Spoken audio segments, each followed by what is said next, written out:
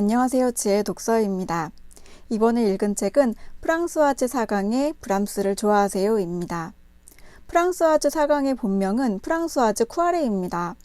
마르셀 프루스트의 소설 잃어버린 시간을 찾아서를 읽고 작품 속 등장인물인 사강을 자신의 필명으로 삼았습니다. 이미 사강이라는 이름이 익숙하기 때문이기도 하지만 그녀의 문체와 얼굴을 봐서도 왠지 쿠아레라는 이름보다 사강이라는 이름이 훨씬 더 잘 어울린다고 생각합니다.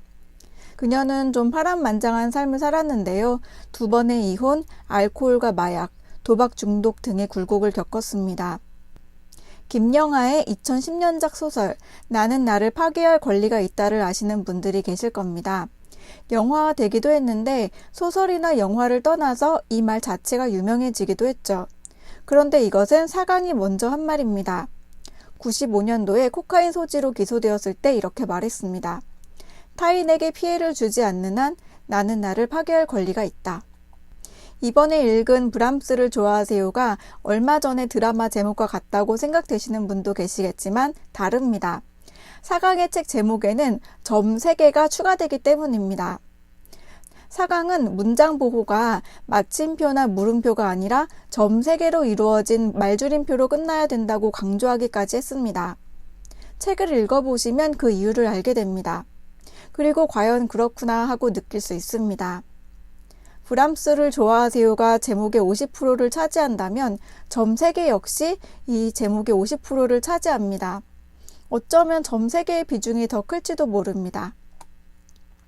이제 책 내용으로 들어가 보겠습니다. 소설은 이렇게 시작합니다. 폴은 거울에 비친 자신의 얼굴을 들여다보고 있었다. 그녀는 이런 경우 흔히 갖기 마련인 신랄함이나 당혹감이 아니라 조심성에 가까운 차분함을 가지고 좌절로 얼룩진 거울 속의 얼굴을 39회로 나누어 보았다. 거울을 보고 자신의 얼굴 속에서 39년이라는 시간을 헤아리고 있는 여자. 소설의 모든 첫 장면이 의미심장함을 지니고 있겠지만 이 소설 역시 그렇습니다. 소설 내내 끊임없이 폴은 자신의 나이를 의식합니다. 아무튼 이 여자가 주인공입니다. 이름은 폴이고 나이는 39이고 24세 잘생기고 부유한 남자와 결혼했다가 이혼한 적이 있으며 이혼한 후로는 인테리어 관련 일을 하고 지금은 자신보다 몇 살 위인 40이 넘는 남자 로제와 6년째 사귀고 있습니다. 거울을 보며 과거와 이런저런 생각에 젖어 있는 폴은 9시에 오기로 한 로제를 기다리고 있습니다. 그리고 9시가 되자 로제가 초인종을 울립니다. 그 장면을 읽어보겠습니다.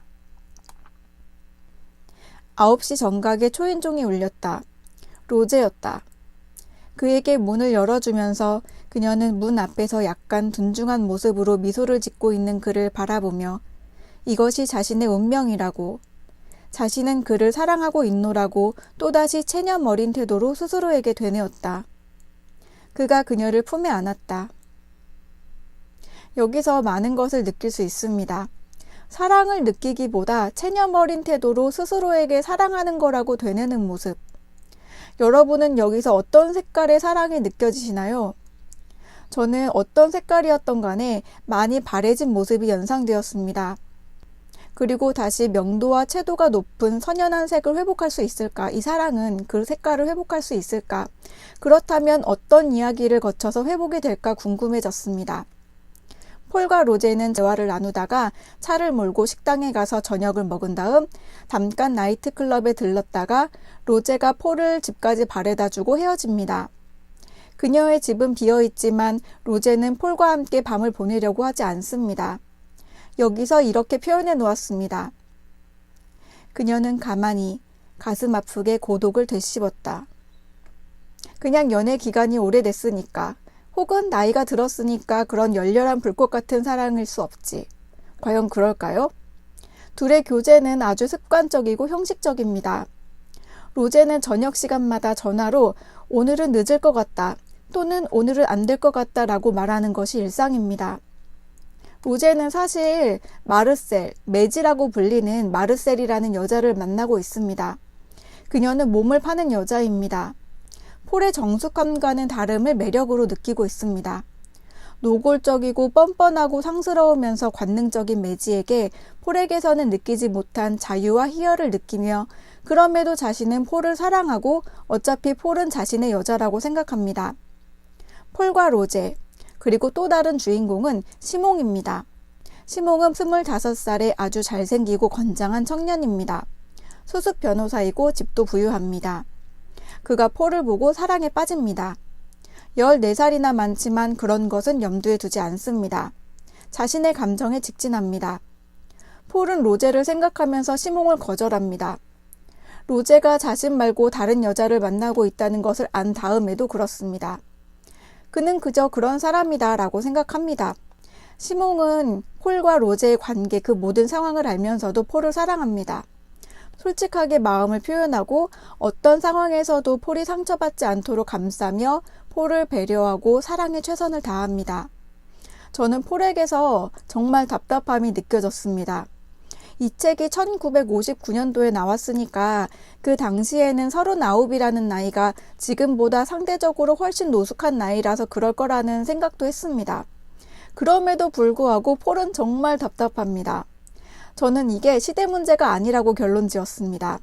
소설은 끊임없이 로제의 방탕에 가까운 자유분방함, 그리고 폴을 말로는 사랑한다고는 하지만 편안함과 익숙함에 다름없는 감정으로 폴을 소홀하게 대하는 모습이 반복됩니다. 약속을 취소하고 외롭게 만듭니다. 여러 사건을 겪으면서 결국 폴은 시몬과 사귀게 되고 함께 지내기도 하지만 마음속에서는 여전히 로제를 생각합니다. 나는 로제와 어울려. 나는 로제를 떠나지 못해. 나는 로제와 맞지 뭐. 로제는 자기 위주고 폴에게 사랑받는다는 느낌을 주지 않습니다. 그에 반면 시몽은 폴 위주고 사랑받는다는 느낌을 흠뻑 줍니다. 그럼에도 불구하고 폴은 로제로 마음을 정합니다. 결국 폴과 로제는 재회하고 다시 시작하기로 합니다. 그 장면은 이런 문장으로 끝이 납니다. 그녀는 그의 채취와 담배 냄새를 들이마시자 구원받은 듯한 기분이 들었다. 아울러 길을 잃은 기분도. 이어지는 이 소설의 마지막 장면은 그동안 폴의 집에 머물고 있던 시몽이 짐을 싸고 떠나는 장면입니다. 시몽. 그런 다음 그녀는 이유를 알지 못한 채 이렇게 덧붙였다. 시몽, 난 늙었어. 늙은 것 같아. 시몽은 이 혼잣말을 듣지 못하고 눈물을 흘리며 떠나고 그때 다시 전화벨이 울립니다. 기억하실지 모르겠지만 소설 첫 장면에서도 벨이 울리죠. 초인종 벨이지만 벨이 울렸다라는 점에서 어쩐지 처음으로 돌아간 느낌이 듭니다. 어쨌든 전화벨이 울리는데 처음 장면에서와 마찬가지로 로제입니다. 이 소설의 마지막 문장을 읽어드리겠습니다. 저녁 8시 전화벨이 울렸다. 수화기를 들기도 전에 그녀는 로제가 무슨 말을 하려는지 알 수 있었다.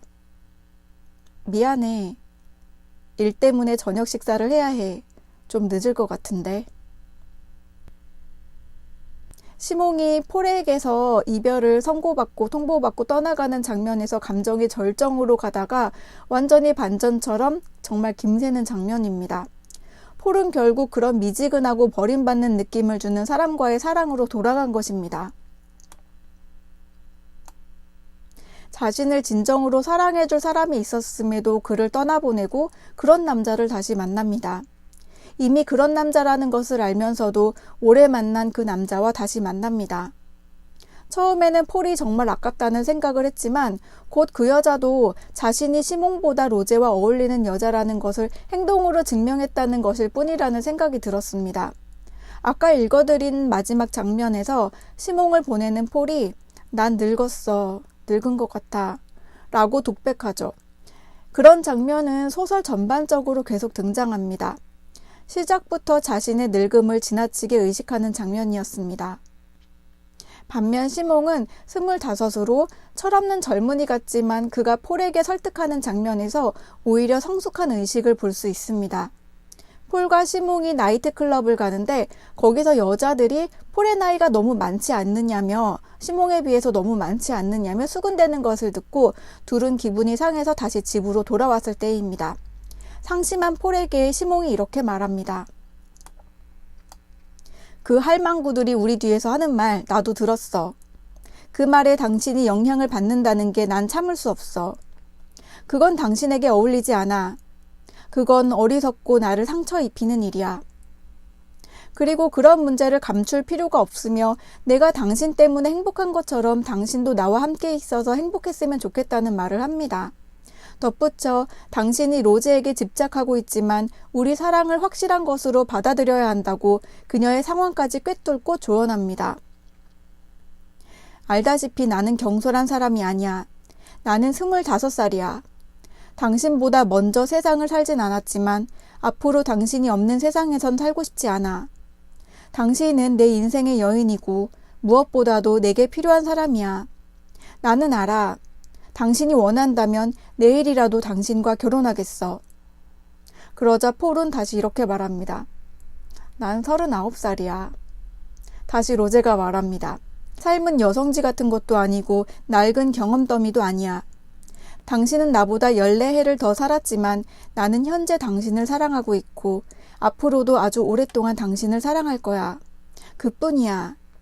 나는 당신이 자신을 천박한 수준, 이를테면 그 심술쟁이 할망구들의 수준으로 비하시키는 것을 참을 수가 없어.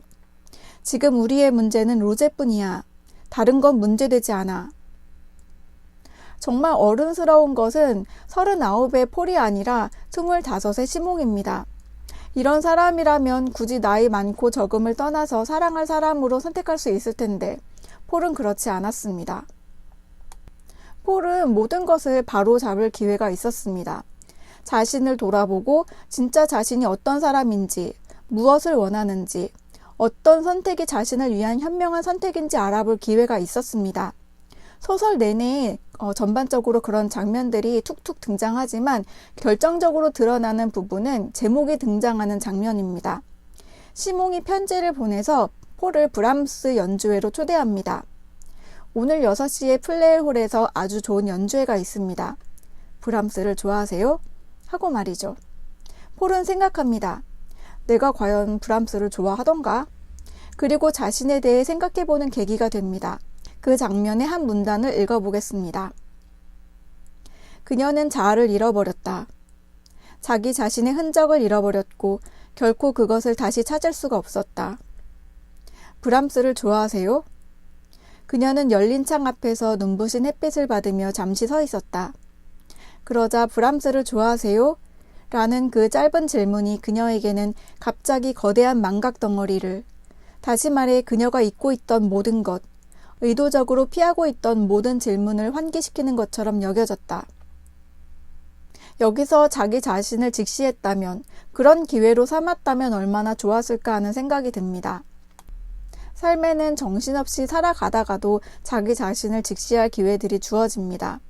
기분 좋은 기회를 통해서 오기도 하고 가슴 아프거나 힘든 사건을 통해 오기도 합니다. 그럴 때 그동안의 사고방식에 젖어 있기보다 다른 방식으로 자신을 정의해보는 것도 필요합니다. 지금도 요즘 세상에도 39의 여자와 25의 남자와의 사랑을 무모하다고 보는 사람들이 있는 것도 사실입니다. 많은 편에 속하는 거죠. 그리고 폴이 시몽을 끝까지 선택했다 해도 결론이 무조건 해피엔딩이 아닐 수도 있을 겁니다. 시몽 역시 20살 중반을 넘어서 겪게 되는 일들을 통해 배워야만 하는 것들이 있을 테니까요. 어쨌든 저는 폴에 대해서만 생각을 해봤습니다. 그녀는 늙었다는 자조와 기존의 것을 고수하는 관성 속에 너무 많은 것들을, 사랑을 놓치며 자기 자신을 고루한 운명에 가두어 놓았습니다.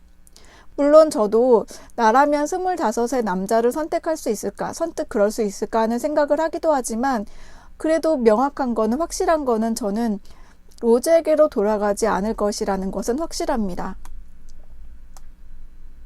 폴은 늘 로제 때문에 고독하다고 느꼈는데 언젠가 시몽은 폴에게 이렇게 말합니다. 저는 당신을 인간으로서의 의무를 다하지 않았다는 이유로 고발합니다. 이 죽음의 이름으로 사랑을 스쳐 지나가게 한 죄, 행복해야 할 의무를 소홀히 한 죄, 핑계와 편법과 체념으로 살아온 죄로 당신을 고발합니다. 당신에게는 사형을 선고해야 마땅하지만 고독형을 선고합니다.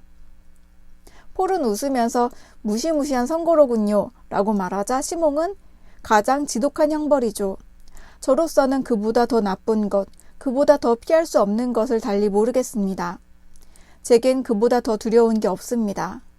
다른 사람들도 그럴 겁니다. 하지만 그 사실을 입 밖에 내어 말하는 사람은 없습니다. 사람은 혼자가 아니라 둘이 같이 있어야 합니다. 시몽의 말에 따르면 로제는 폴에게 무시무시한 형벌을 가하고 있는 것입니다. 그리고 시몽은 무시무시한 형벌에서 구원해주는 사람입니다. 이 소설을 그냥 가볍게 사랑의 무상함에 관한 소설이라고 여길 수도 있지만 저는 이런저런 생각을 많이 하게 한 소설이었습니다. 그런 얘기를 다 하고 싶지만 오늘 리뷰는 여기까지만 하도록 하겠습니다. 이 소설은 150페이지 분량의 짧은 소설이지만 꽤나 강력하게 다가온 소설입니다.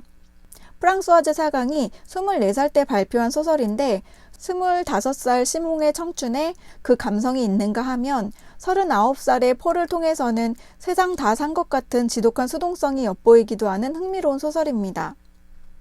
브람스를 좋아하세요? 그 질문은 이 한마디로 끝나지 않습니다. 브람스 자리에 무엇이든지 넣어보고 거기에 대답을 해보시기 바랍니다. 이 사람을 좋아하는가? 이 회사를 좋아하는가? 이 일을 좋아하는가? 이 친구를 좋아하는가? 이 취미를 좋아하는가? 등등 말이죠.